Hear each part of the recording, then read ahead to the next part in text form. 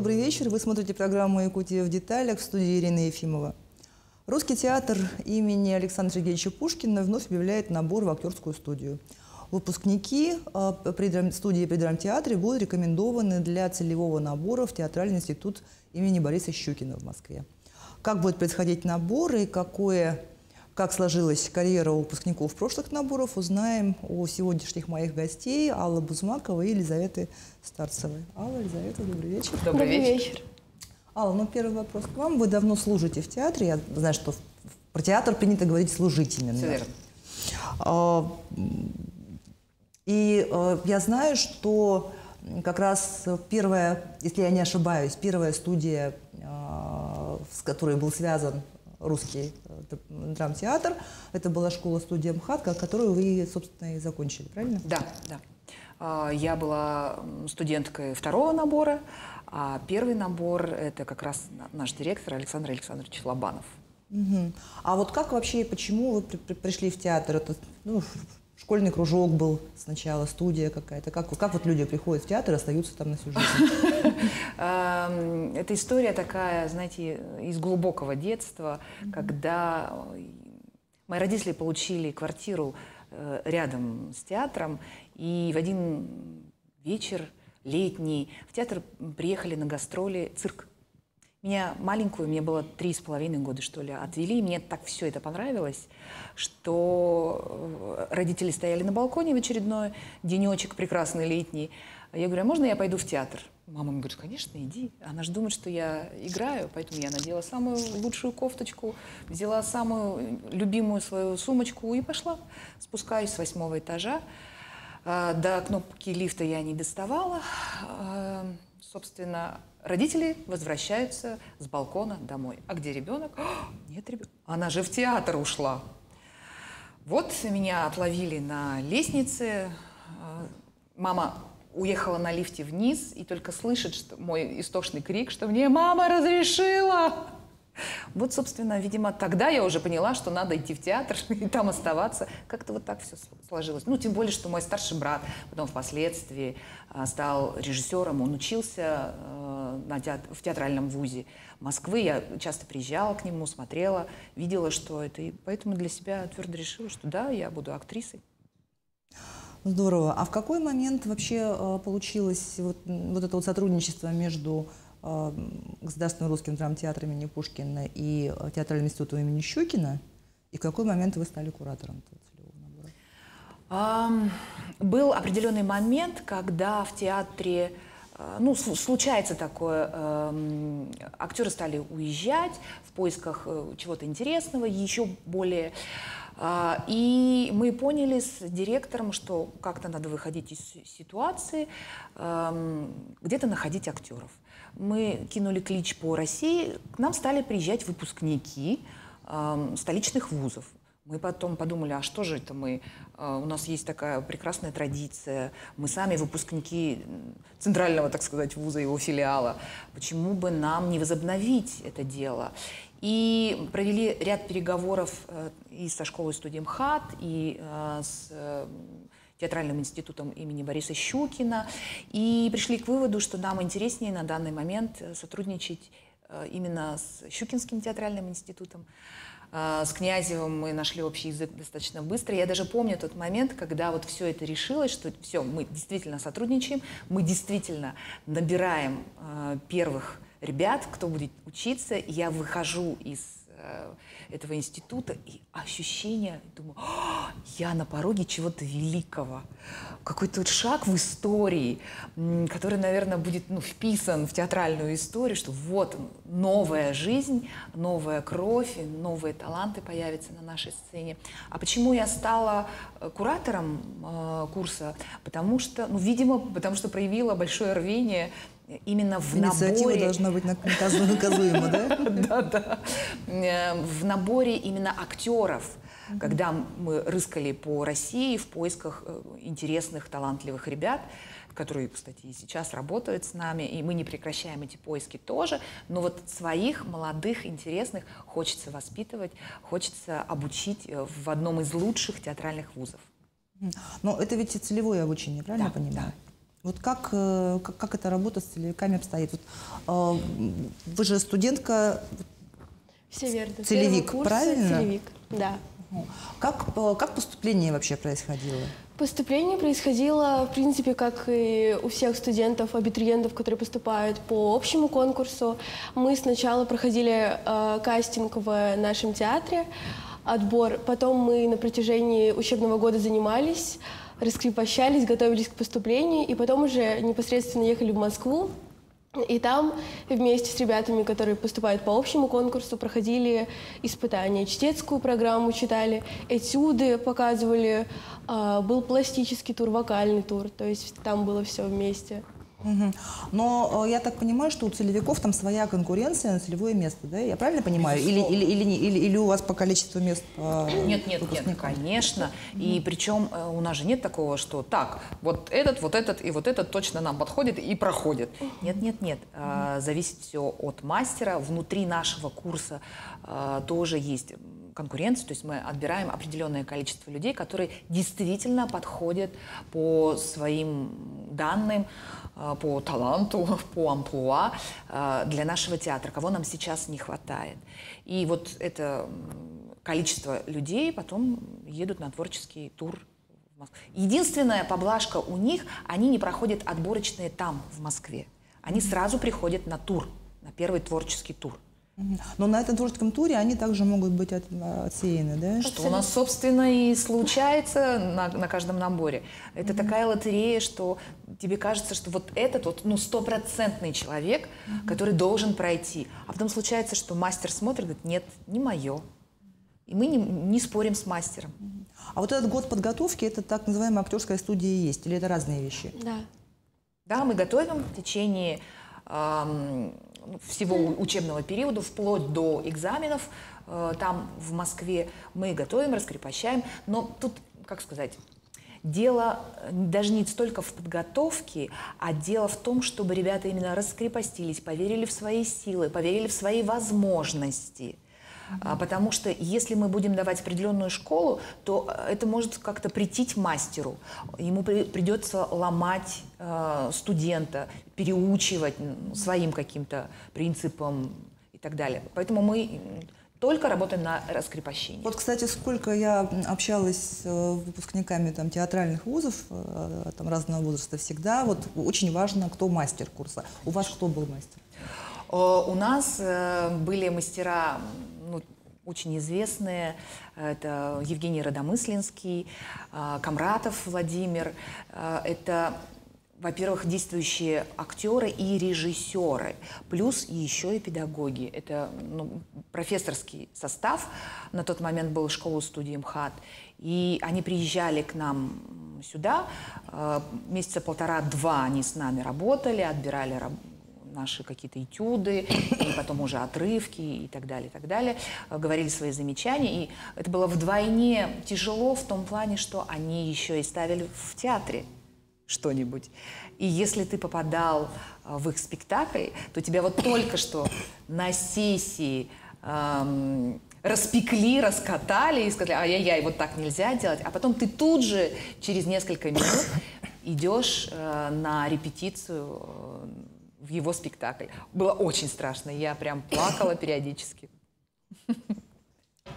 Лиза, а у вас мастер Максим Аверин? Все верно.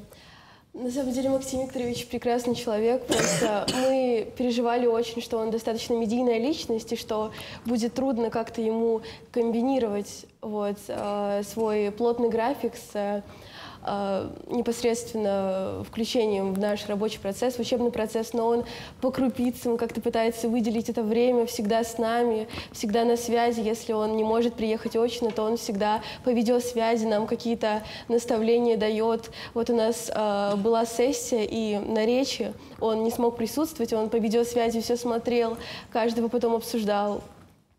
Вот. Вообще, это, конечно, такая вещь, когда попадаешь к мастеру. Допустим, вот у нас тоже был Андрей Савич Борисов, мастер, который нас на стационаре обучал. И ему тоже, конечно, с его занятостью было сложно с нами, нам уделить время. Но как-то вот у мастеров это получается. Они умеют найти даже несколько минут, но вложить в своих студентов самое важное. С чем ты идешь потом по жизни. То, что тебе помогает потом на сцене, раскрывает тебя. Да? Давайте прервемся на короткую рекламную паузу. Оставайтесь с нами, не переключайтесь.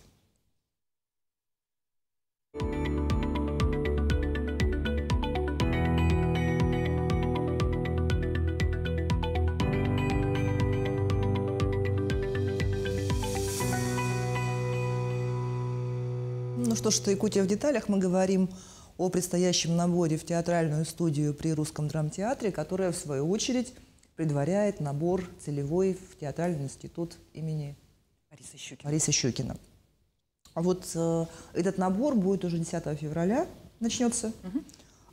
Какой это по счету набор и чем он от прежних отличается? Если чем-то отличается? Ну, не думаю, что он будет сильно отличаться. Это, по счету я не могу сказать, какой конкретно набор в студию, потому что мы делаем там первую волну, вторую волну обязательно. А так у нас уже, значит, один курс отучился, они вернулись и благополучно работают, и радуют наших зрителей своим присутствием. Кстати, они все вернулись? Ну, практически все. Просто кто-то ушел в армию сразу после института, у кого-то там другие семейные обстоятельства, поэтому пока не выходят на сцену. А вот двое ребят, да, они служат, выходят на премьеры, делятся своим талантом. И вот сейчас Лиза, она, значит, это второй наш набор, учится у Максима Аверина, и я смотрю за ее успехами. Мы созваниваемся с Авериным периодически, узнаем, как и что. Конечно, он человек занятой, ему не всегда удается все рассказать, всю правду. Да, и вот сейчас будет третий, получается, целевой набор именно в «Щуку». А кто может прийти? Я вот знаю, что для поступления нужно ЕГЭ сдавать. То есть к вам уже выпускники приходят с результатами ЕГЭ или могут 11-классники прийти? 11 класс, конечно, мы рассматриваем ребят. Те, кто выбирают именно литературу, ну, русский язык обязательно, а вот литература очень важна. Профильная литература? Ну, в смысле, общая литература. Да. Важны там, конечно, количество баллов. Были у нас прецеденты, что ребята талантливые, но слетали именно из-за ЕГЭ, что не хватило баллов для поступления. Поэтому это важно. Литература наше все. Ну и вообще актер должен читать много, размышлять и так далее. В этом плане должен быть человеком образованным. Поэтому ЕГЭ важно, литература. И это могут быть выпускники прошлых лет, 23-24 года. Это могут быть выпускники после СПО, то есть колледжи. Что там еще у нас? Среднеспециальное. Театральное училище. После театрального, конечно. После колледжа культуры, конечно. Дальше получать профессию, развиваться. Да. И что нужно подготовить конкурсантам? Стихотворение, музыкальный номер? Сейчас мы максимально приближаем программу к той, которая будет уже в театральном институте для поступления. То есть этюд? Нет, предварительные испытания всегда проходят как чтецкая программа. То есть это обязательно исполнение басни, прозы, нескольких стихотворений, песни и по возможности танца. Вот как раз такой же набор и при поступлении в театральную студию тоже мы предоставляем, выступаем вот со стихотворениями, с баснями, и потом уже с этой же, возможно, но отредактированной программой уже едем в Москву на очный этап набора. А вы что читали? Какую басню? Какой отрывок? Я читала Куприна, Олесю. Стихотворений у меня было много. Вознесенский был. Из Бунина, по-моему, мне что-то было из прозы. Ну, у меня вся программа, с которой я поступала, я потом ее немножко переделала и уехала в Москву уже с другим комплектом, с другим набором, который был более выигрышный. Я это поняла, вот, учась уже в студии. Алла Витальевна мне помогла в выборе программы очень грамотно, поэтому уже был более выигрышный вариант, с которым я ехала на этап в Москву. Потому что ребята же частенько думают, я вот такая, или я вот такой, мне хочется вот это, вот это. А приходит человек, и ты видишь, что ему ближе вот это, надо бы еще вот с этой стороны показать. Поэтому, конечно, мы поддерживаем, предлагаем варианты, давайте попробуем вот то и это, попробуй себя вот так еще и эдак. Угу. А вот есть такие произведения, с которыми вот все подряд приходят? То если басня, то там «Ворона и лисица». Если... Ну, конечно, стихотворение, бывает такое, я что помню «Чудное мгновение». Ребята, ну, это касается в основном басни. Ну и, собственно, другой чтецкой программы тоже бывает, что авось проскочит школьная программа. Я не буду ковыряться, что мне там нравится, не нравится. Я же это отчитал в школе. И вроде как всем понравилось, все похлопали. Но так не работает. Когда мы берем программу, она действительно должна нравиться человеку, чтецу прежде всего. Если его никак это не касается, не заражает, не побуждает на какие-то действия, это видно сразу же при поступлении.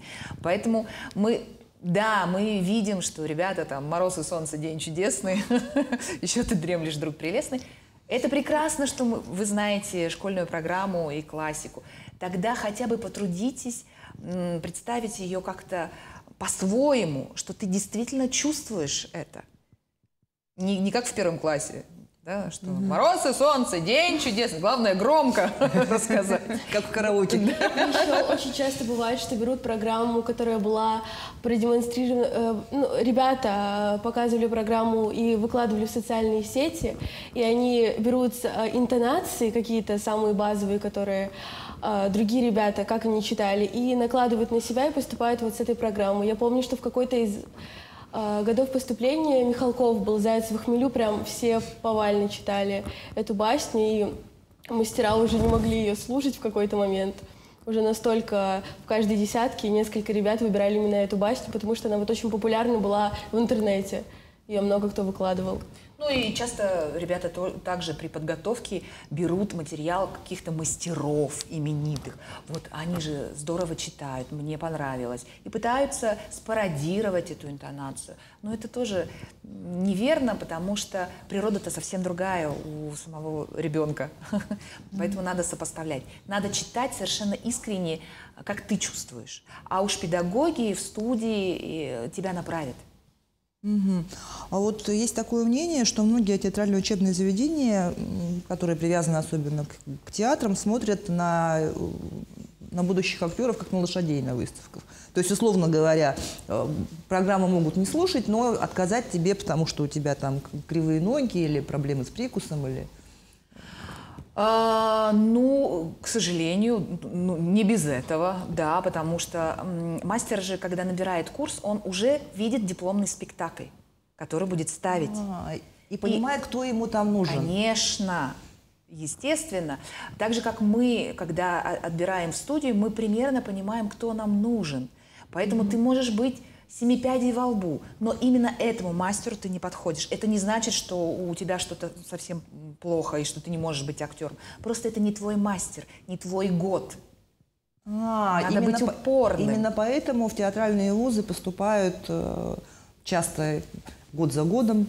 Конечно, несколько лет подряд пробуют. Прежде чем найти своего мастера. Да. Я вам больше скажу. Даже после того, как ты отучился и выпустился, и вроде ты такой весь из себя был востребованный во время учебы, а потом сталкиваешься с тем, что ни один театр тебя не берет. Только потому, что у них уже есть... Такой типаж. Конечно. Конечно. А крылышки складываются, и думаешь, ну все... Я бездарность, зря потерял все эти годы обучения. Что же вы мне, мама с папой, не сказали? Что же вы мне, педагоги, не сказали? А на самом деле дело-то не в этом, а дело в случае тоже. То есть везение тоже очень важно для студента театрального вуза. Именно поэтому те ребята, которые сейчас придут в студию, у них вообще открываются колоссальные возможности. У них есть возможность поступить на бюджет.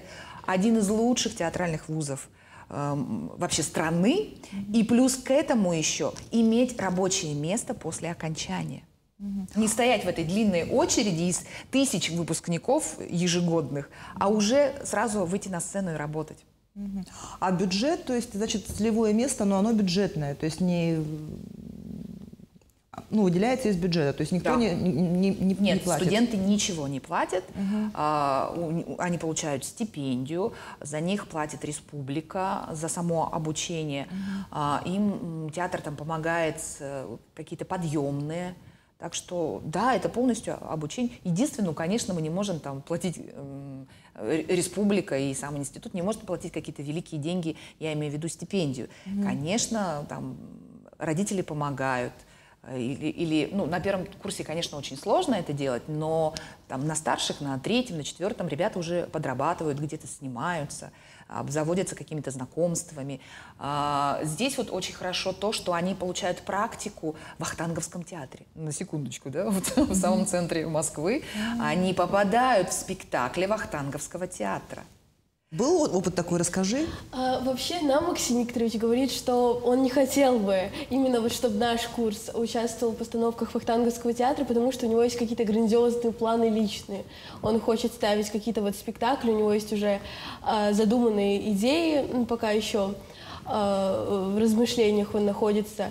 Вот, и он нам говорит, что мы будем делать что-то свое, но в целом это, да, система, и каждый курс, переходя с первого на второй, они участвуют в определенных постановках Вахтанговского театра, вот сменяются актеры каждый год, и очень хороший опыт для студентов, и прекрасные возможности побывать вот в таком огромном театре с такими людьми. Замечательный опыт. И им еще иногда везет и поехать на гастроли вместе Да. с Вахтанговским театром. Собственно, с выпускниками предыдущего выпуска так и случилось. Они ездили в Благовещенск на Амурскую весну на гастроли с Вахтанговским театром. Но вот вы упомянули тех ребят, которые после окончания учебы как раз целевой были приняты в театр. Вот кто это, как их зовут, где на них можно посмотреть, в каких спектаклях? Шахруз Шепелев и Настя Аверина. Да, однофамильцы. Сейчас они практически во всех спектаклях наших заняты. Но вот одна из самых больших, наверное, постановок, в которой они заняты, это Евгений Онегин. Шахруз играет Ленского. Сразу такая... Сразу, да. Да. Практически главная роль. Да, большая. И это было, конечно, сложно, но мы верили в успех Шахруза и всячески ему помогали. И режиссер был тот, который может помочь и много дать дальше уже после окончания, то есть раскрыть еще больше человека. Ребятам повезло крупно. Но у них как, ожидания с реальностью совпали от трудоустройства? Да, говорят, что да. Но, во-первых, они очень рвались домой. У них здесь уже очень много поклонников, которые их ждали. Говоришь, ну когда же наши ребята выйдут на сцену. А когда ребята приезжали только с дипломными спектаклями в мае, то это ж было невозможно выйти из театра. Ребят как звезд столичных встречали. Вот это. Завалили цветами, какими-то подарками. И со стороны мы смотрели, думаем, вот здорово. Это приятно и мне со стороны, что вот они молодые, они получают ту славу, которую, собственно, заслуживают вообще-то. Ну, вот первый вопрос мой Алле я теперь адресую к Елизавете. Как ты решила поступать и вообще стать актрисой? Ой, это у меня была мечта с детства. Я прям, наверное, с класса 4 уже знала, как вообще проходит поступление. Я сидела дома, смотрела эти видеоролики, уже знала, что нужно готовить. Старалась участвовать в каких-то школьных короткометражках. Каждая возможность цеплялась за все, что было. И вот в 10 классе, в конце 10 класса уже начала задавать вопросы, как вообще, возможно ли перспектива поступления через драмтеатр. И вот прекрасная возможность была вот в 11 классе. И я просто с большим удовольствием подготовилась, вот, пошла на этот отбор, прошла его, к счастью, и прекрасное обучение у нас было на протяжении всего учебного года.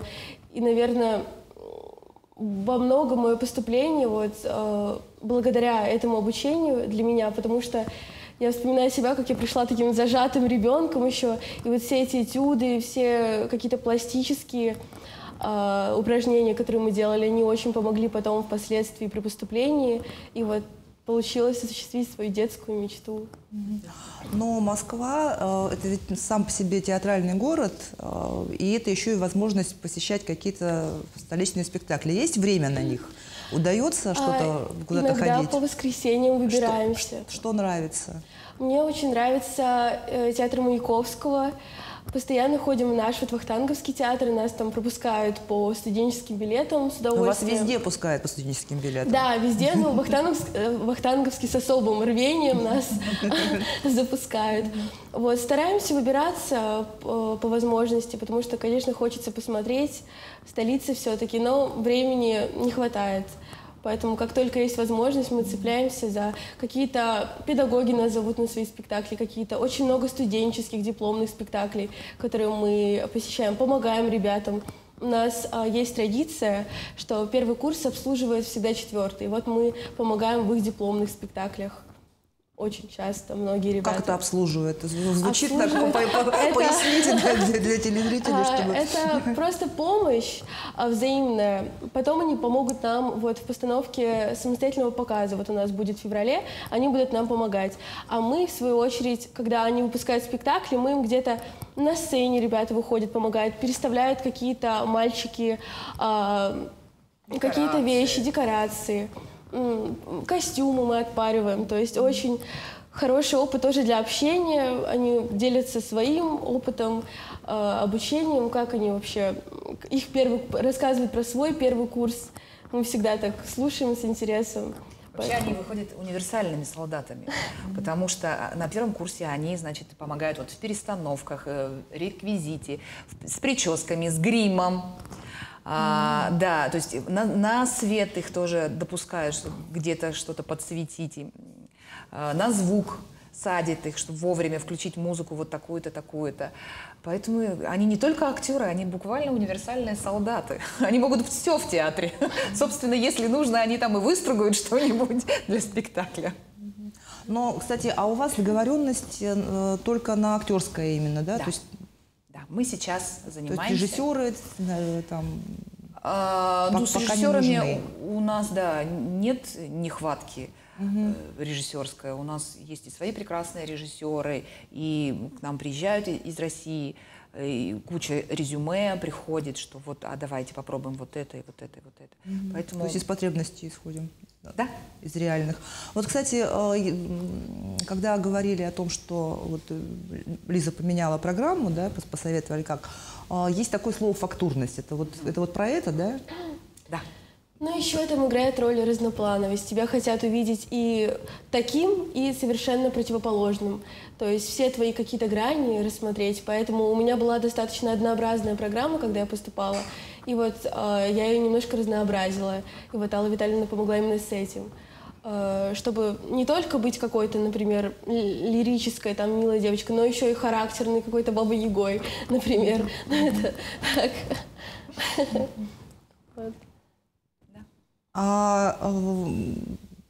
Ну и, пользуясь случаем, не могу не спросить, что ждет зрителей Русского театра весной.